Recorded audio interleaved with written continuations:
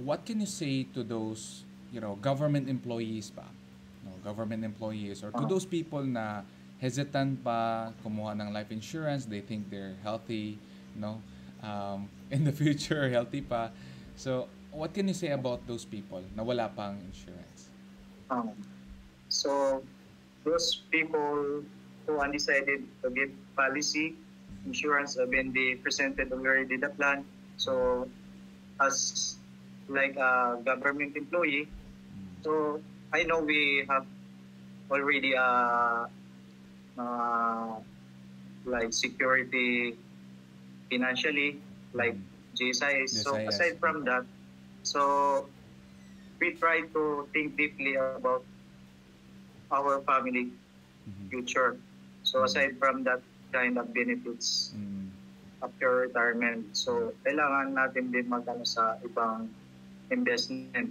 Mm. So for our educational, our children, Mm. our health, and Mm. retirement plan.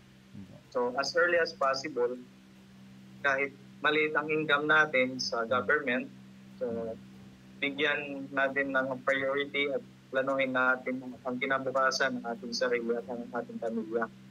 At habang malakas pa tayo, kailangan maging financially secured tayo. Mm. Kasi pagdating ng panahon, hindi tayo palagi malakas. Mm.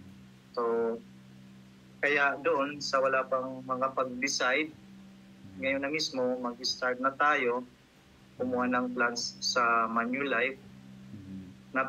Napakaganda po ng Manulife.